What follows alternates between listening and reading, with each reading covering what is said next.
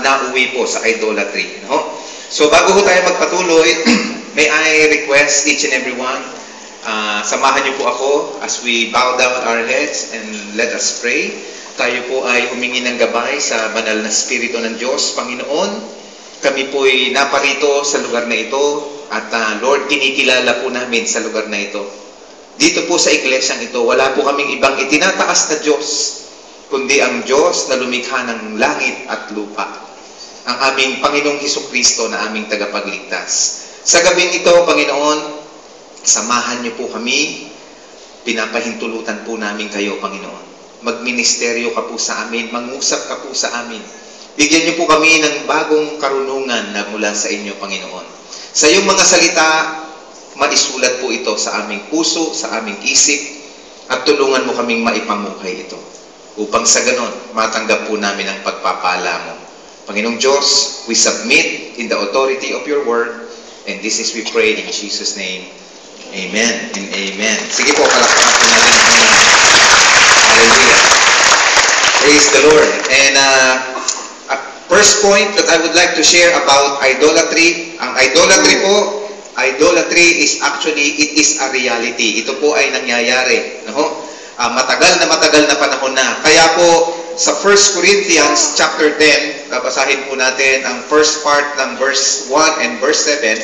Sabi po doon sa verse 1, Brothers and sisters, ito po ay si Pablo ang sumusulat. Sabi niya, I want you to know what happened to our ancestors who followed Moses. Binabalikan po ni Pablo ang Old Testament. No? Ipinapaalala po niya sa kanyang mga kababayan, the Israelites. Ipinapaalala niya to all the followers of Jesus Christ. Ano? And sabi niya po sa verse 7, do not worship idols as some of them did. Ginawa pala ito ng Israel. Alam na alam po ni Pablo na ito po ay problema noon pa, Old Testament days pa. Idolatry has been existing since the time of Old Testament. At dito po, sa panahon natin, mahigit 3,000 taon na po ang lumilipas. Hanggang ngayon, issue pa rin po ang idolatry. Kung titingnan po natin, bakit nga ba ito pong sinasabi ni Pablo? Bakit nga ba ang Israel? Israel na mula sa Diyos nila nagsasabi, huwag kayong magkakaroon ng ibang Diyos, ako lang. Alam niyo po, nung panahon na ito na sinasabi po ni Pablo, ang tinutukoy niya po dito, magmula po sa pagkakaligtas ng Israel. Sila po ay napalaya from Egypt, naging alipin sila doon for more than 300 years. Sila po ay pinalaya ng Diyos, dinala po sila, papunta po sila ng Promised Land, tinatahak po nila ang daan na yun, napahinto sila sa Mount Sinai, and in the Mount Sinai, ibibigay na ho ng Diyos ang batas sapagkat isa na po silang bansa na binubuo ng Diyos. They are being established as a nation. So being a nation, kailangan ng batas. So si Moses, umakyat po dun sa tuktok ng Mount Sinai, inabot siya ng matagal na panahon habang nag-iintay ang kanyang kababayan sa ibaba ng bundok na init. Na init. Wala naman hong cellphone nung time na yun, hindi nila ma-text. Hindi ma-text si Moses. Kaya umaasa sila kung bababa pa ba o hindi. Kaya nung walang dumadating na Moses, sabi nila, Aaron, mukhang wala na yata si Moses. Hindi natin alam kung buhay o patay na. Gumawa na lang tayo ng sarili nating Diyos na gagabay sa atin. Those are the days na sinasabi ho ni Pablo. Ang tao ang gumagawa ng kanilang Diyos-Diyosan. Hanggang ngayon, ang tao pa rin ang gumagawa ng sariling Diyos-Diyosan. Panahon pa ho ng mga 3,000 taon na po ang nakalilipas. 3,500 years to be exact. Panahon pa po ng Old Testament, nangyayari na. Sa totoo lang po, sa Ehipto, bakit nga ba gano'n ang Israel? Kasi po sa Ehipto, tumira ang Israel doon, naging alipin sila for 300 years, nasanay sila na meron pong mga Diyos-Diyosan. Imagine nyo yun. Parang Pilipinas. Hindi po tayo nalalayo sa pangyayaring ito. We were under the Spaniards na po for 333 years. At ang itinuturo din po sa atin, katumbas ng natutunan po ng Israel. Alam niyo po, sa Egypt, nung nandun po ang Israel, iba't ibang Diyos ang na-expose po sila. Kaya naman po, nung ililigtas po sila ni Moses, kukunin sila ng Diyos, sinugo po si Moses doon.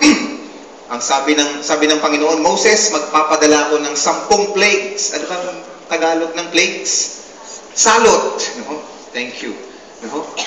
10 plagues. At ito po ang pinadalang mga plagues na ito. Ano po? Yung pong tubig sa ilog Nile in Egypt, tubig ginawa ng Diyos, dugo. He turned it into blood. And for your information, church, ang bawat na plagues corresponds to one of the gods of Egypt. One of the gods of Egypt. Isa pa pong mga pinadala ng Diyos na salot, napakarami pong mga palaka, frogs. Ako po ay aamin sa inyo, kahit padala niyo po ako sa dilim o ano pa mang bagay, huwag niyo lang kung lalagyan ng palaka sa harap ko. Ako po'y mapapatili. Ewan ko ba kung bakit. Tumatayo kong balahibo ng mga bato ko pagka may palaka. Siguro dahil sa itsura niya. Anyway, mga kapatid, ang pinadala ng Diyos, hindi lang po isa, 2, 3 palaka. Punong-puno po ang Ehipto ng palaka. Imagine niyo po yun. Hanggang sa loob ng bahay nila, may mga palaka. Plagues. Pag nagsabay-sabay mo nagkantaan yan, ewan ko lang kung matuwa ka pa. Salot ng mga pinadala. Another one, nagpadala ho ng mga langaw, malalaking langaw, flies. And more, meron pa ho, swarms, mga scarabs, mga iba't ibang klase ng insekto na halos dumilim ang langit sa dami. Ano pa po? The death of cattle. Lahat po ng mga alaga nilang baka namatay. Nagkaroon po ng salot, namatay. At ito pong mga bakang ito, ginodiyos po ng Egypt. Actually, nung nandun na po ang Israel sa Mount Sinai, ang pinagagawa po nilang Diyos-Diyosan, anyo ng baka, abul. Dahil yun ang nakagisna nila, yun ang alam nilang Diyos. No? Ano pa po? Boils. Anong Tagalog ng boils? Pigsa. Nasubukan nyo na ho nagkaroon ng pigsa? Kung kayo po ay nagkapigsa, kung saan-saan, no? Aba, wag lang ho sanang sa kilikili. No? Pag kayo tinubuan ng pigsa sa kilikili ng 5, ay lagi ho nakataas ang kamay nyo. No? Saan man kayo makarating. Ito po, hindi ho kaisa-isang pigsa. Pinadala ng marami ng pigsa. No?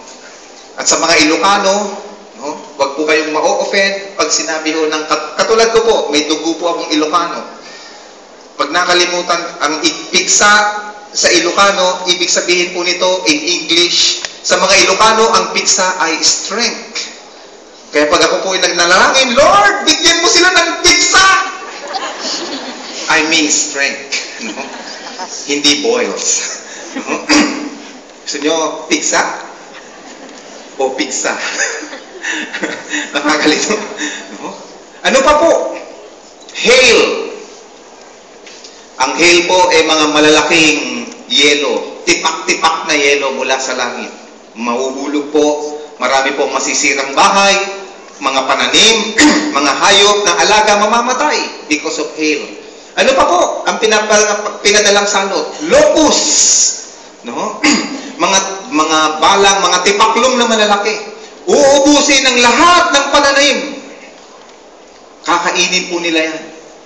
Ito pong mga locust na ito, pag pumunta po yan sa isang lugar, it will become dark. Dahil magmimistulang kasing kapal po siya ng ulap.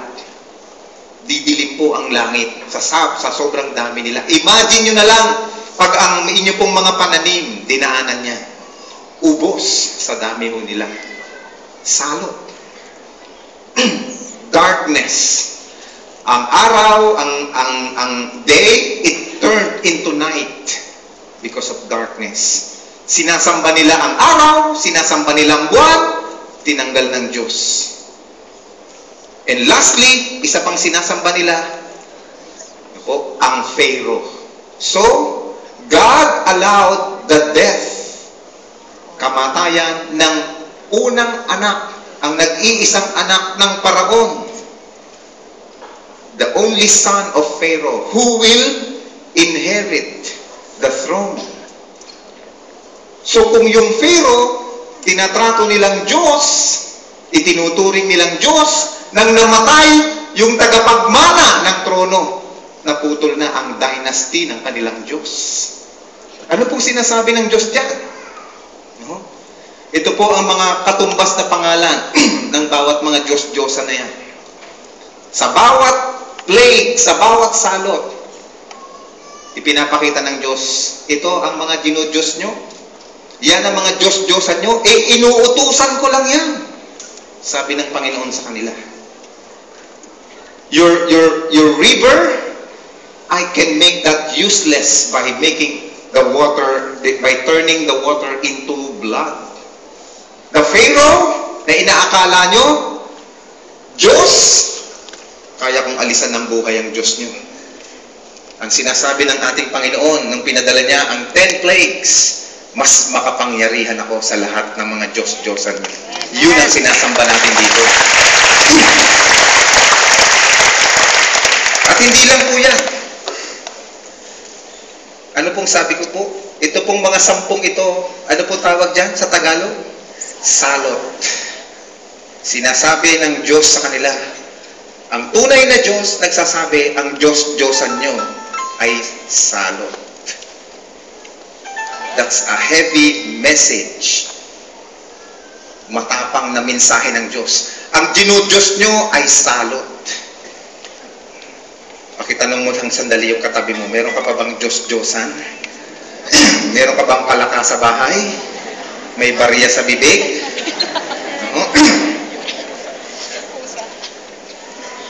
Kung yang dinudiyos nyo, nagdulot sa inyo ng salot, papayag ka ba na nasa loob ng pamilya mo, ng tahanan mo, salot ang daladala?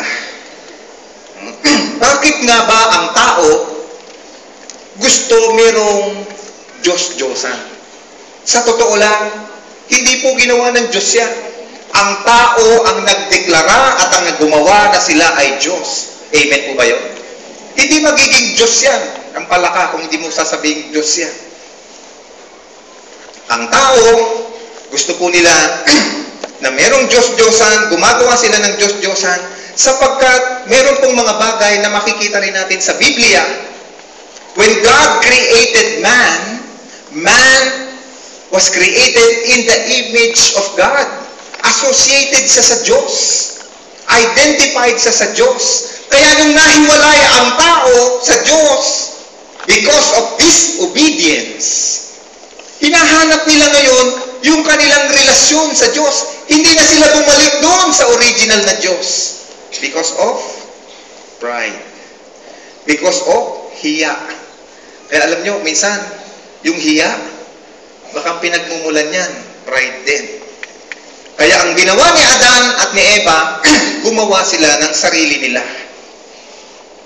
Alam nyo po, ang tao kasi, in the Garden of Eden, God provided everything. Amen. Kapatid, sa totoo lang, sa ating buhay, sa ibabaw ng mundo, God provided everything. Meron lahat. Kaya ang tao, alam nila, ang Diyos ang magbibigay anuman ang pangangailangan natin. Kaya sinasabi ng tao, ay, wala akong pera, wala akong kayamanan. Gagawa ng Diyos-Diyosan ng kayamanan. Ilalagay sa bahay at sasabihin, pumasok ang lahat ng kayamanan. Naghahanap ang tao ng pag-ibig. Gagawa ang tao ng Diyos tungkol sa pag-ibig. Kung ano-ano na ang ginawa ng tao. No? Ang tao ang gumagawa niyan. Why? Because there is a need for God. Time immemorial, from the beginning, meron na talaga tayong relasyon sa Diyos.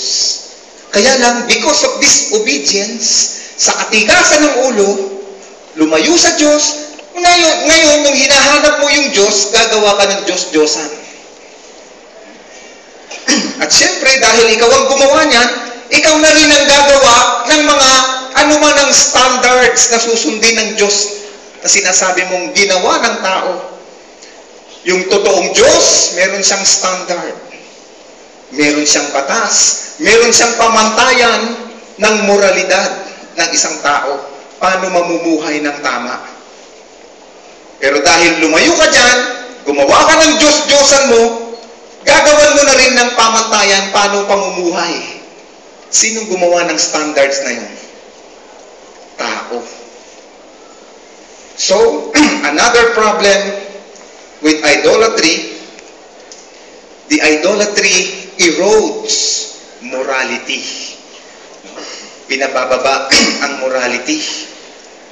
Bumabagsak ang morality. Yan ang problema. Tingnan po natin sa Colossians chapter 3, verse 5. Sabi po dito, therefore, put to death your members which are on the earth. Ano yung mga yun? Fornication. Si lalaki, si binata, si dalaga, hindi pa kasal, but they are having sex. Fornication. Just for your information. Kasi po may nagtanong sa akin, Pastor, ano yung fornication? So pinapaliwanag ko po. Excuse me. And then there will be uncleanliness, mga kahalayan, passion, mga hindi tamang, mga, ano ba tawag doon? Cravings, evil desires, and what? Covetousness. Naituro ko po sa inyo ang covetousness. I believe it was last year. Covetousness, which is tinatawag na idolatry.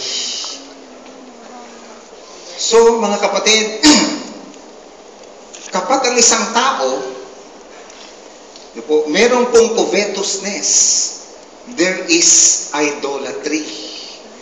Covetousness, ito po yung nanaisin mo yung mga bagay sa mga kapwa mo, gusto mo, yung nasa kanila, mapunta sa'yo. Kaya po, kung lilinawin po natin, sabi po sa Exodus chapter 20, verse 17, isa po sa mga 10 utos. Ito po yung ika-10 utos. Sabi po sa verse 17, you shall not covet your neighbor's house. Huwag mong angkinin yung lupa, yung bahay ng iba. Kung sa kamag-anak mo yan, kung para sa kanya yan, huwag mong angkinin yan. Huwag mong dayain ang lahat at angkinin mo. Huwag mong gamgamin ang pagmamayari ng iba. You shall not covet your neighbor's wife. Pinakamagandang example, si Haring David. Si Haring David, nakita niya ang asawa ng iba. Anong pangalan? Si Bathsheba. Sabi niya, uy, gusto ko yun. Yung asawa ng iba, kunin mo. Dalhin mo rito sa palasyo. Para maging kanya, patayin na yung husband niya. That's covetousness. That's covetousness. Yun si David. Alam nyo, sa totoo lang, sa mga palabas ngayon, tinuturuan tayong maging covetous. Di ba? May mga palabas po. Ano ba yun? Palabas na yun? Hindi ko alam yung pinapalabas. Naririnig ko lang. The legal wife ba yun? Sabihin, may illegal wife? Sa bagay, sabi nila, meron daw illegal wife, meron daw lucky wife, at may present wife. Kung may past wife, may present wife. At ang malungkot pa, may palabas pa, hindi lamang po si wife ang kinukubet. Ang kinukubet na rin si husband. At ang kumukubet, si husband din na iba. Ganun ba yung story ng husband lovers? Yun na.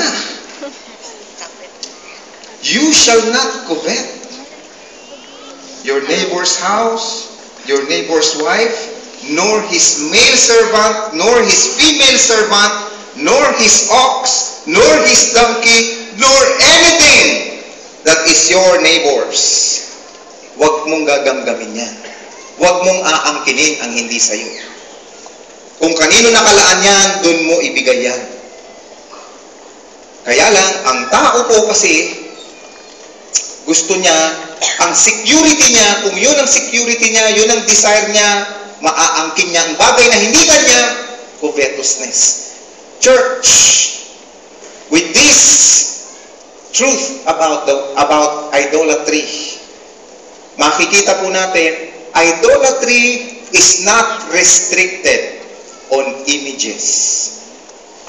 Idolatry is not contained in a statue. Hindi po yun. Hindi porke wala kang imahe, hindi wala kang mga figurin na sinasamba, wala kang mga estatwa dyan kung sino-sino. It doesn't mean you are free from idolatry. There is a form of idolatry that cannot be seen by any form of images because it is already residing in the heart. What is that idolatry? Covetousness. That is covetousness. No? Church, masyado pong bombarded tayo ng idolatry. Tinuruan tayong maging idolatrous.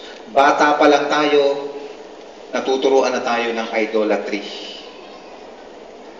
How? Kung titignan mo ang paligid mo, sa TV, sa mga billboards, sa mga sinasabi ng mga nasa paligid mo, get more. Your security is on these things, on these material things. The well-being of life, the measure of success is having more of all the possessions. Kaya ang tao hindi masatisfied. Mayaman na magnanakaw pa. Why? Because of covetousness. At kapag nagkaroon ng covetousness, it erodes the morality, the standards of God. Kaya ang Pilipinas, napakapalad po ng Pilipinas. All the natural resources are here. And all the corrupt people are here. Because the morality already eroded. Number 1 ang Pilipinas sa pagiging idolatrous. No? Number 1. Diyan tayo the best. Ang galing natin gumawa ng mga Diyos-Diyosan. Pag nakakita ka ng malaking akasya, malaking puno, Diyos yan. May dumaang bulalakaw, Diyos yan. Ang dami nating sinasamba. Makakita ka lang ng bato, laki-laki, sasabihin mo, ay, lumalaki. Habang tumatanda ako, lumalaki. Diyos yan, buhay yan. Napakagaling ng tao, gumawa ng Diyos-Diyosan. At hindi lang yan. When there is covetousness, madaling gumawa ng ipapalit sa Diyos. Ito na ang iyong pagsisilbihan, ito na ang sasambahin mo, aangkinin mo siya ng buong puso. Kaya sabi ko sa Bible, for where your treasure is, there your heart will be. Kung ano ang mahalaga sa puso mo, kung anong mahalaga sa iyo, ano ang kayamanan ng puso mo, yun, doon mo ilalagay ang buong puso at buhay mo. Kung nasa kayamanan, kayamanan. Kaya po, ang kalagayan po ng Pilipinas, we are in the bondage of idolatry. Hindi lamang po yung pinamana sa atin ng ating mga magulang. Ako po, ang namulatan ko, maraming santo. Iba-iba. Ang eskwelahan na pinag-graduatean ko, yun din ang pamulat po sa akin. Ngayon, ang katotohanan, kapatid, ito po ang mabigat na katotohanan ng idolatry. In our next point, no? Idolatry makes us, basahin niyo kapatid, what? God's enemy. How? In Exodus chapter 20, verse 3 to 6, it says, ito po ang unang-unang sinabi ng Diyos sa 10 utos, you must not have any other gods except me.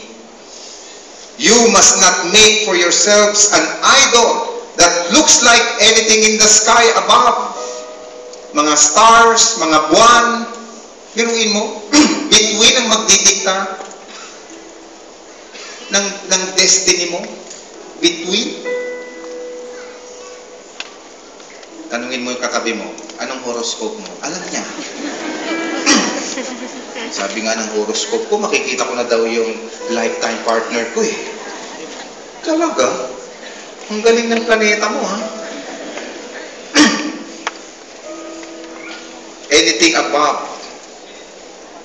Anything above the sky, or on the earth, below the sky. Pag nakakita ka ng mga bagay-bagay sa mundo, yan na ang ipapalit mo sa Diyos. Mga magulang, baka hindi natin nababantayan ang ating mga anak. Mas maraming oras, mas interesado ang ating mga anak saan? Sa PSP, sa Xbox, no? Sa mga palabas sa TV. Baka hindi na natin na ituturo na bigyang halaga ang Diyos. Another problem with idolatry, idolatry is still God's glory. Napupunta na yung glory hindi sa Diyos, sa iba na. No? Ano pa kung sabi? You shall not make for yourselves an idol that is in the water below the land. Nakakita na ho ba kayo ng tilapyang may hydrocephalus na nasa aquarium, na may nakasulat daw sa gilid? Hindi ko alam tawag doon. Tawag ko po doon, tilapyang may hydrocephalus. No? Nakakita na ba kayo ng isda na haba-haba na kulay silver? Na pinaniniwalaan ng marami, yun daw ang magbibigay sa'yo na kasaganahan. Oh yeah? Prito mo yan. Busog ka. Diba? Masagana. That's what I call stomach progress. Diba? Lucky charm. Yun ang magagawa niya. Verse 5, you must not worship or serve any idol, because I, the Lord your God, am a jealous God. Kaya kung nandun ka sa idolatry, hindi lang yung imahe, may covetousness pa. Ang katumbas niyan, you hate God. Ulitin ko po. If you are in idolatry, if you are idolatrous, meron kang ipinalit sa Diyos. Meron kang isinabay sa Diyos. Ang sabi ng Diyos, galit ka sa akin, no? Kasi gumawa ka pa ng ibang Diyos-Diyos eh. Kaya ang sabi ng Panginoon dyan, if you hate me, I will punish. Sino daw? Your children. Si tatay, si nanay ang gumawa ng idolatry, pero makaka-experience ng punishment. Sino? Your children. Kung ang tatay ko, ang nanay ko, minana idolatry, gumawa sila ng idolatry, lahat-lahat, who will be punished? I will experience God's punishment. I will experience punishment. God's discipline. Sabi po dito, and even your grandchildren and great-grandchildren. Hindi pa pinapanganak yung apo ko, meron nang nakaabang na punishment. Hindi pa pinapanganak yung anak ng apo ko, may nakaabang ng punishment. At kapag yung anak ko, naging idolatrous din, uusod po yung henerasyon. Susunod pa ng susunod. Hindi na po matatapos. Mga magulang, that's the problem with idolatry. We make God our enemy.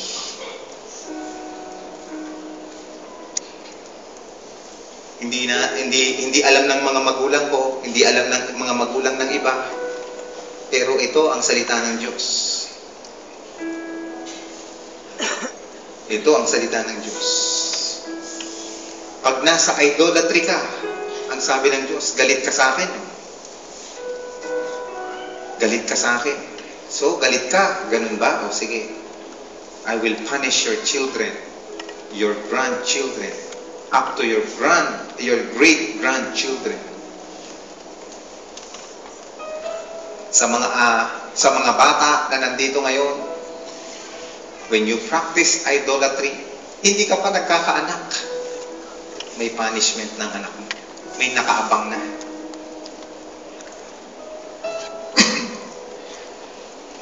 But to those who will get out of that sin, idolatry, sabi po sa verse 6, but I show kindness to thousands of generations who love me and obey my commands. What are those commandments? Ang naaral natin ngayon. You should not have any other gods but the Lord Almighty. You should not have covetousness in your heart.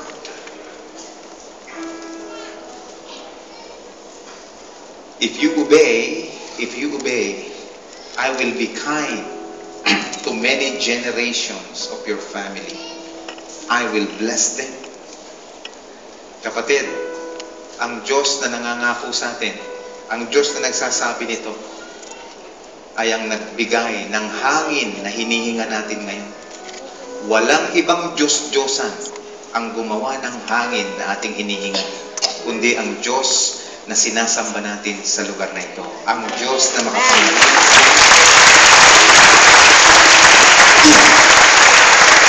Can I call on the leaders of the church? Kaya ngayong gabi ho, there's a very strong message from God.